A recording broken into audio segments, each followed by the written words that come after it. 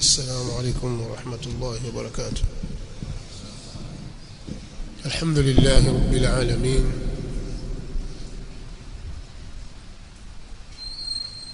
والعاقبة للمتقين، ولا عدوان إلا على الظالمين،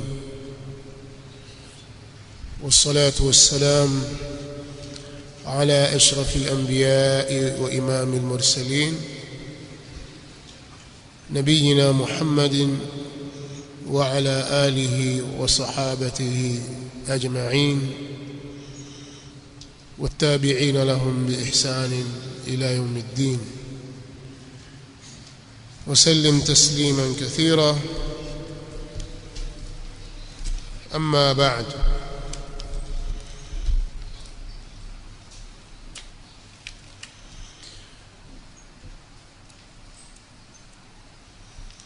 bila shaka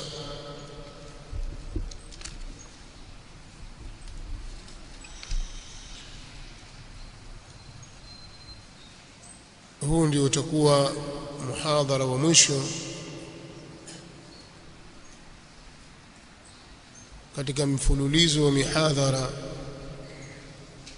iliyopangwa kwenye semina yetu hii. Muhadhara huu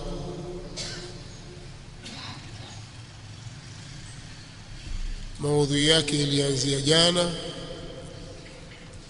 kwenye muda kama huu wa saa 11 baada ya salati al-asri mpaka kufika wakati wa maghrib, na baada al-maghrib mpaka wakati wa isha, na leo itakuwa hivyo hivyo.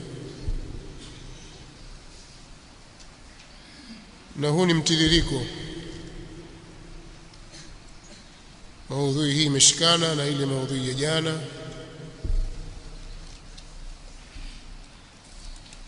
Jana tulizungumza sana suala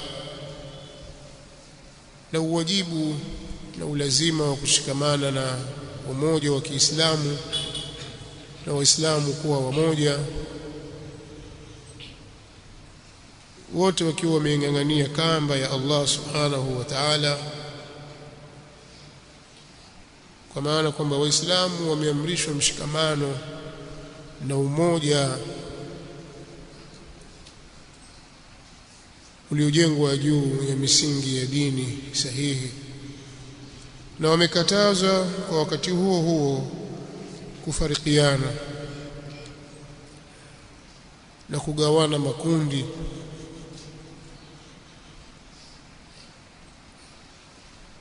na kuleta farqa katika umma,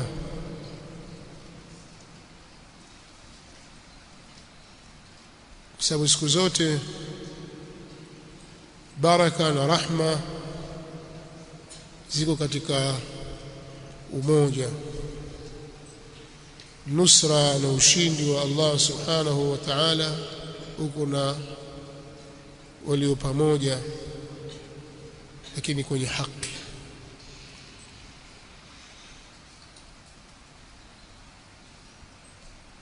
Na nikma na adhabu na kushindwa kwa katika kugawana na kutengana. Kwa mzunguko wa mada yetu ya jana ilizunguka katika vipengele hivi viwili: kushikamana na haki, kushikamana katika kuwa pamoja kwenye kamba ya Allah subhanahu wa ta'ala, na kuacha utengano. Kwa ile misingi ya dini. Na tumeona inapozungumzwa umoja, masalaf au salafiyun wanakusudia kitu gani, na wana dalili katika hilo, ushahidi na hoja zenye nguvu za kuwafanya wasimame waliposimamia.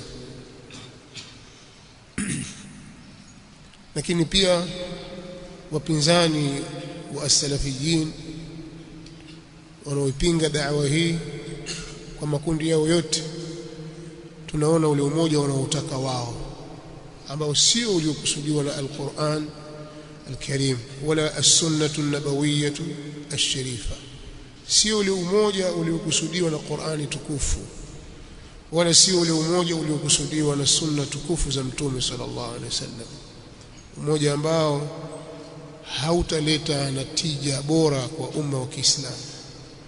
bali utazidisha udhaifu juu ya udhaifu. Sasa vipengele hivi vya leo ni vya kubainisha ule utengano wa watu wa batil ambao wameuingiza katika Uislamu. Ndio maana pakawa pana maudhui ya alhizbiyyah walhizbiyyun.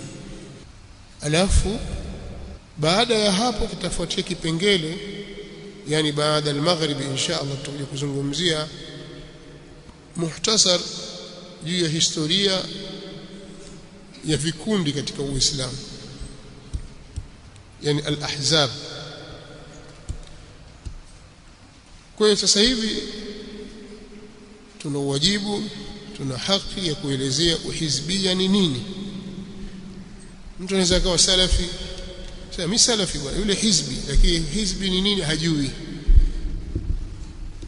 Shida hii haiko kwenu tu, yani haiko kwa baadhi yenu, pamoja na kuwa ni jambo tumelishalifafanua sana, tumelizungumza mara nyingi, lakini ufuatiliaji wa baadhi ya watu ni mdogo, na watu ushazoea kukaririwa kila mara ili waelewe. Tatizo hili haliko kwenu tu, tatizo hili pia linawakumba wanaoitwa wasomi wa dini. Pengine mtu shekhe lakini hajui hizbi nini. Eti naambiwa mimi hizbi. Uhizbi uko wapi? Mtu pengine akaoje, mimi hizbi mimi, wakati mimi napinga bid'a. Sawa, kimtafuta uone uhizbi kweli, kwa sababu yeye mwenyewe hajui maana ya hizbi ni nini, na wengine wanajua lakini wanataka kuwatatiza watu. Ndipo pale wanapojitokeza baadhi ya watu, hasa kutoka upande wao, wanaopenda kujua dawa salafia, lakini mbona sasa, kwani kuna tofauti gani baina hizbi na salafi? Kwani nyinyi na wale kuna tofauti gani? Mambo hajaelewa.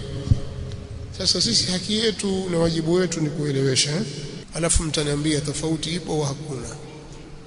Naona kuna watu wengine tangu hapo zamani walikuwa wakisema, wakituambia hakuna jambo lolote, watu wanagombea maslahi tu,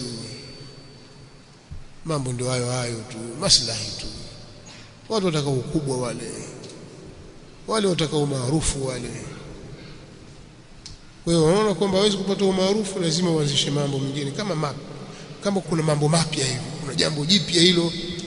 Hakuna, ni yale tu. Wako waliofikia kusema hivyo, na wengine wakija khalif tu'raf. Hiyo ni khalif tu'raf, wewe nenda kinyume na watu ili ujulikane bwana. Utajulikana vipi? Ili upate kutrendi huko kwenye mitandao, lazima ulete balbala kidogo, ulete kitu ambacho kinaonekana cha kuwashughulisha watu. Ndio jambo liliopo, hakuna jambo. Sisi tuko kwenye jambo la dini, hatuko kwenye mambo ya siasa wala usanii. Sasa tuna haki ya kujifunza, kujua misingi ya dini yetu. Jambo lipo, na walillahi alhamdu, tunafarijika sisi kila uchao, kila siku zinavyozidi kusogea mbele. Maadui wa dawa hii wanapiga kelele, lakini mwisho wanakata tamaa, kwa sababu wale wanaowaambia hawawaelewi tena. Wanajua kwamba hawa ni wababaishaji, na wanajua haki iko wapi, wanalifahamu hilo, na wanaanza kuwakimbia na kuwahama na kuwakwepa. Si kwa sababu eti kuna maslahi huku, kuna pesa huku, kuna miradi huku, kwamba sasa watu wakija huku watapata kazi, watapata ajira, kuna maslahi watayapata. Wameona tu huku kuna dalili na kuna hoja na dini iko huku kuna ubabaishaji kwa hawa jamaa. Ndicho kinachowafanya watu kila siku waelekee da'wa hii, ad-da'watu as-salafiyya al-mubaraka. Pamoja na hivyo, ubainifu unatakikana. Mashekhe na maduati watakiwa wafanye ubainifu. Kwa leo insha Allah, katika muda huu nitazungumza nukta kadhaa hivi, kama nukta mbili. Kwanza juu ya uhizbia. Nukta ya kwanza ni maana ya uhizbia. Ningezungumzia matumizi ya neno hizbi katika lugha na katika matumizi ya Qur'an, lakini naona kama muda utanikataa hivi. Lakini pia katika hii nukta ya kwanza nitazungumzia maana ya hizbi kiistilahi, kwa sababu ni maneno ya Kiarabu, tena ni maneno yatumika kiistilahi, kitaalamu, na istilahi yake kwetu fahamu fasili sahihi ya neno hizbiyya na hizbiyun. Nukta ya pili nitazungumzia alama zao. Wana alama nyingi sana. Kwa mujibu ile taarifu na fasili nitakayoitoa, tutalazimika kuzungumzia alama kutokana na ile taarifu. Alama zao ni zipi ambazo zinaweza kumfahamisha mtu salafi, kumjua kwamba huyu ni hizbi. Nukta ya tatu itakuwa baada ya salati al-maghrib insha Allah. Nitaeleza historia fupi ya chimbuko la makundi ya kihizbia, bil khusus al-ikhwan al-muslimin au al-ikhwan al-muslimun, na waanzilishi wake na fikra zao, الفكرة البنائية na fikra za al-qutbiyya, yani fikra ya Sayyid Qutb na Hassan al-Banna. Sasa tuanze na jambo la kwanza. Jambo letu la kwanza sisi ni kuelezea uhizbia ni nini. Wewe salafi ukikamata sasa hivi hapo uulizwe ni nini uhizbia, maana yake nini? Nitazungumza kilugha japokuwa kwa ufupi. Katika lugha ya Kiarabu na katika matumizi ya Qur'ani vile vile, neno hizbi lina maana nyingi. Miongoni mwa maana hizo ni asnafu al-khalaiq fi ikhtilafi al-madhahib wal-milal wal-adyan.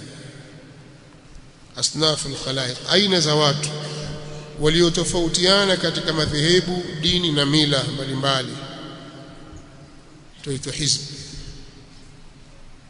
Aina za watu waliotofautiana ima katika madhehebu, dini na mila,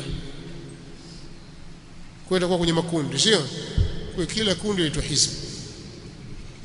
Ndio maana kwenye Qur'ani ikaja fataqatta'u amrahum bainahum zubura kullu hizbin bima ladayhim farihun.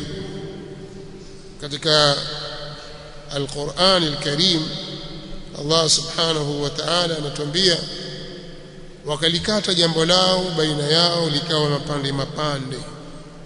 Wakalikata jambo lao baina yao likawa mapande mapande, yani wakafarikiana. Kila kundi, kila hizbi likawa kwa yale walionayo ni wenye kufurahia.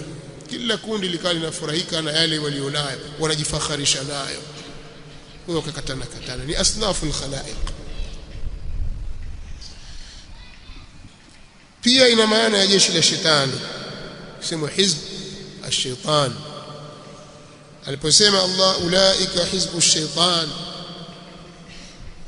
kwa maana hizbi una maana ukafiri na wafuasi wa shetani katika matumizi yaliyomo kwenye Qur'an. Ulaika hizbu ash-shaytan ala inna hizba ash-shaytani humul khasirun. Hao ndio kundi la shetani. Fahamuni kwamba kundi la shetani ndilo lililohasirika. Neno hizbi katika Qur'an limetumika kwa maana ya jeshi la Allah. Ulaika hizbullah, hilo ndio kundi la Allah, ndilo jeshi la Allah. Ala inna hizballahi humul muflihun. Fahamuni kwamba jeshi la Allah ndilo lenye kufaulu. Katika lugha ya Kiarabu wanaeleza baadhi ya wanazuoni, mfano wake Sheikh Safiyur Rahman al-Mubarak Furi kwenye kitabu al-Ahzab as-Siyasiyya fi al-Islam. Al-Ahzab as-Siyassiyyah fi في الإسلام في صفحة 7 anasema الحزب لغة صنف من الناس تجمعهم صفة جامعة أو مصلحة شاملة من رابطة العقيدة والإيمان أو الكفر والفسق والعصيان أو رابطة الأرض والوطن أو القبيلة والنسب أو المهنة واللغة أو ما يشاكلها من الروابط والأصناف والمصالح التي اعتاد الناس أن يجتمعوا عليها ويتكتلوا حولها.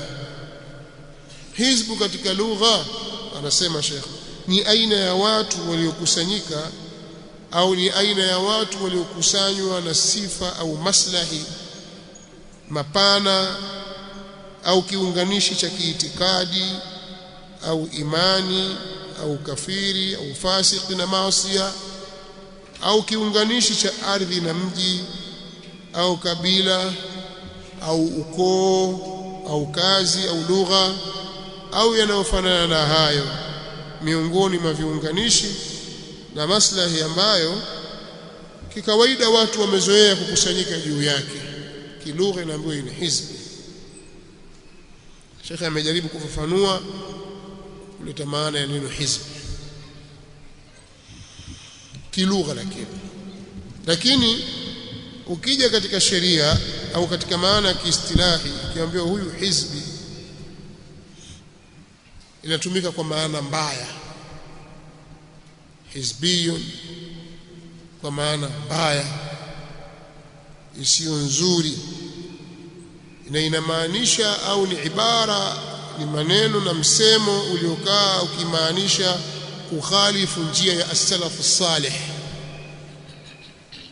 Hizbia ni neno linalowakilisha kwenda kinyume na njia ya wema waliotangulia katika masaili ya kiitikadi na imani au njia za da'wa au njia za kuamiliana na watawala au kuamiliana na wanawazuoni waliosimama katika haki au wapinzani, wanawazuoni walio wapinzani wa haki, pamoja na kujenga misimamo na misingi inayokhalifiana na njia ya as-salafu salih ma'a ta'silihim usulan mudaddatan limanhaji ahli sunnati wa usulihim.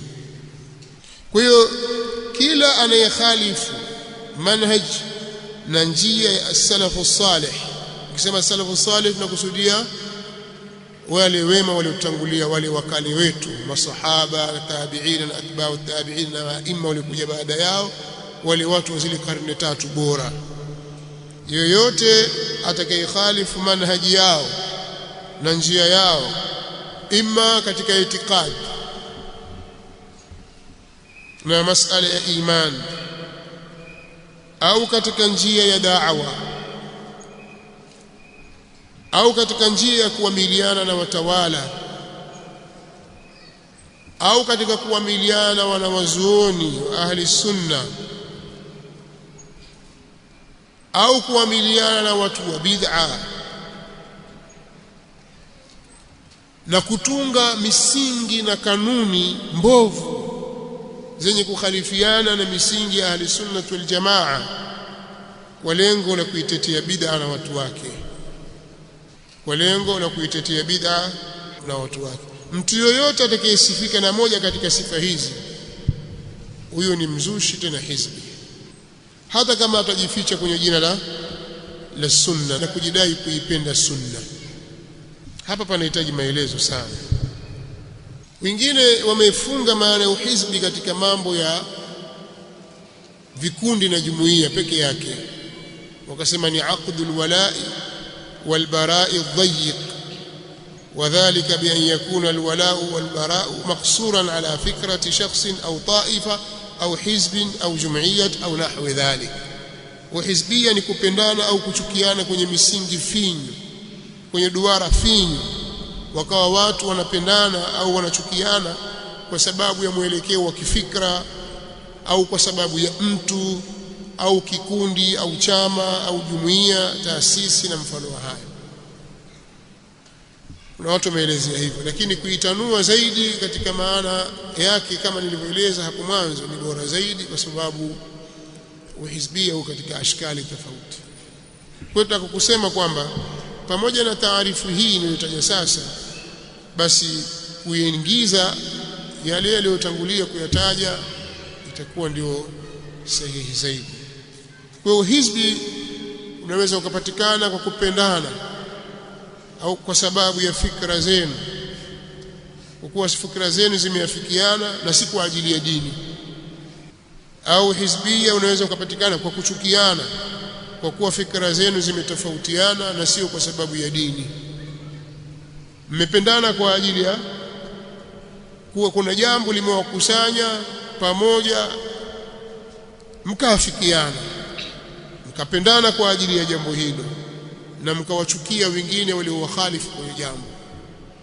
Au mkatofautiana na mkapingana, mkachukiana, mkajenga albara kwa sababu ya kupishana kwenye fikra zenu ambazo sio dini. Tunahitaji ufafanuzi. Au mkajenga mapenzi ya kupendana nyinyi kwenye kwa sababu ya mtu fulani, shekhe au fulani au fulani. Au mkachukiana pia kwa sababu ya mtu, mkajenga chuki juu yake, kwa maana nyinyi kwa sababu wewe wampenda fulani na fulani hampendi, basi mimi huyo namchukia mtu huyo ambaye hampendi ninayempenda mimi. Si kwa ajili ya dini, ni kwa ajili ya huyo mtu. Kadhalika kupendana kwa sababu ya jumuiya na taasisi za kidini, na kuchukiana kwa sababu yake, ambayo sio jambo la dini. Huyu si mwenzetu huyo, kwa sababu haipo katika jumuiya yetu au katika taasisi yetu. Na mapenzi yenu yakajengwa kwa sababu ya hiyo jumuiya, au chuki zenu zikajengwa kwa sababu ya hizo jumuiya zenu. Huyu ni mtu wa jumuiya fulani au taasisi fulani au madrasa fulani, mweza kupigana kwa sababu hawa si watu madrasa yetu. Ule tu uhizbia, na haya yatokea katika baadhi ya miji hapa Tanzania, hapa Tanga. Hawa ni watu wa madrasa fulani na hawa ni watu wa madrasa fulani, pengine wote mrengo wao ni mmoja, bali ukirudi ukitazama mashehe zao waliposoma, wamesoma mahali pamoja pengine na tarika yao moja, lakini wanachukiana pia, wanaweza kufikia kupigana na kutengana, na pengine wasizikane. Ule ni uhizbia. Unanielewa? Ikawa taasisi na jumuiya ndio msingi wa alwala walbara, sio dini. Nasema katika hii miji yetu haya mambo yalikuwepo na yapo. Mapenzi kwa ajili ya taasisi na jumuiya, hata kama ni taasisi za kidini, lakini hatukuamrishwa sisi tupendane juu ya taasisi hizo na tuchukiane juu yake. Au watu wakapendana au na kuchukiana kwa sababu ya chama. Siwezi kwenda kumzika yule kwa sababu si mwanachama mwenzangu wa chama fulani. Lazima nikamzike yule kwa sababu yule ni mwanachama mwenzangu, mwenzetu yule. Hapaangaliwi dini, hapaangaliwi dini, paangaliwa chama. Waweza kumtukana yule fulani kwa sababu si mwanachama mwenzako, ukataja aibu zake, ule ndio uhizbia. Na pengine wewe ukawa kama vile, au wenzako walionao kama hivyo, ukawasitiri na ukawatetea, ule ndio uhizbia. Pia vile vile mapenzi yanaweza kuwekwa kwa ajili ya ukabila, na chuki zikaja vile vile kwa sababu ya ukabila. Wampenda mtu fulani kwa sababu ni mtu wa kabila lako, nyinyi ni watu wa kabila moja, kwa hiyo ukampenda, ukamnusuru, ukamtetea, ukampigania. Nini? Mtu wa kabila langu. Huyaoni mabaya yake na utayafumbie macho mabaya yake kwa sababu ya ukabila. Lakini unaweza ukamchukia mtu mwingine kwa sababu si kabila yako, ukayataja mabaya yake, madhaifu yake, ukambagua. Ule ni uhizbia. Wewe jitambue, hata kama ukisema mimi salafi ukajinasibu, kama nafsi yako imejawa na ukabila, huo ni uhizbia. Una uhizbia wewe, ukawabagua watu kwa sababu ya kabila zao. Hii kazi hawezi kupata mtu fulani, tumpe mtu fulani kabila letu. Kwa hiyo yule ambaye si kabila lako ukamweka pembeni, ukamwingiza mtu wa kabila lako, kwa kuwa unawabagua watu wa kabila fulani ndani ya nafsi yako, hata kama hujasema, lakini kile kitu kimekuingia ndani ya nafsi. Wallahu alimun bidhati sudur.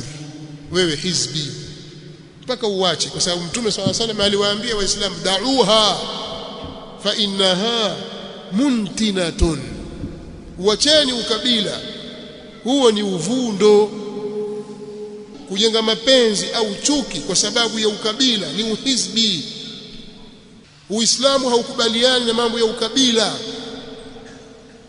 Hili lazima mlifahamu, kwa sababu tayari ishatengenezwa alwala'u lid-din lillahi rabbil alamin. Innama waliyukumullahu wa rasuluhu walladhina amanu alladhina yuqimuna as-salata wa yu'tuna az-zakata wa hum raki'un. Sasa jitafute wewe kabila yako, alafu una mapenzi gani? Kuwapenda watu wa kabila lako na jamaa zako si vibaya, lakini isifikie sasa wambagua mtu mwingine kwa sababu ya kabila lake. Pengine huyu ana sifa ya kukaa nafasi fulani, jamaa yako sifa hiyo hana, mpe mwenye haki yake, usilete ukabila. Na haya mambo yapo katika baadhi ya nchi, katika baadhi ya miji, watu wakibaguana kwa kabila zao. Tumefahamu? Nimezungumza hapa, nimekaa kwa muda mrefu, kwa sababu ni katika vitu vinavyotafuna watu, maradhi mabaya. Kwa hiyo ukiwa wewe waitaka dawa salafia, basi moja katika vitu vya kuachana navyo ni ukabila. Haina maana, haifai kujinasibu na kabila lako na kuwapenda watu wa kabila lako na kuweka karibu, lakini hilo lisipelekee kuivunja haki ya dini na ukauvuka mpaka ukaingia kwenye ubaguzi. Kwa sababu watu wa kabila yako ni ndugu zako, wana haki ya udugu, lakini haina maana sasa uwakanyagie wengine wenye haki zao kwa sababu ya ndugu zako na kabila lako. Wa ati dhal qurba haqqahu wal miskina wa ibn as-sabil wala tubadhir tabdhira innal mubadhirina kanu ikhwana ash-shayatin wa kana ash-shaytanu li rabbih kafura. Tutakii ubadhirifu. Kadhalika rangi, ukisema ukabila na rangi vile vile, ubaguzi wa rangi, ukawabagua watu kwa sababu ya rangi zao. Ukileta jambo hilo umeleta uhizbia, kwa hili litaunganishwa na ukabila. Kadhalika utaingia katika uhizbia kwa kukhalifu na kwenda kinyume na kupingana au kutofautiana na njia ya wema waliotangulia katika mambo ya itikadi. As-salafu salih itikadi yao ni hii, msimamo wao ni huu katika mambo ya itikadi. Itikadi zao ziko hivi katika masaili ya imani, wanaamini hivi. Wewe ukaenda kinyume katika jambo hili. Sasa usiseme tu sasa kama sisi ni mubtadi'a na hizbi, tumekhalifu lipi katika jambo la kiitikadi? Kuwabagua watu kwa sababu ya taasisi zenu na jumuiya zenu ni uhizbia, si katika njia ya as-salaf. Mmeuvunja msingi wa alwala walbara, mmeleta alwala walbara adhayiq. Kwa hiyo sio swala la njia ya imani tu pekee yake, masala ya itikadi tu.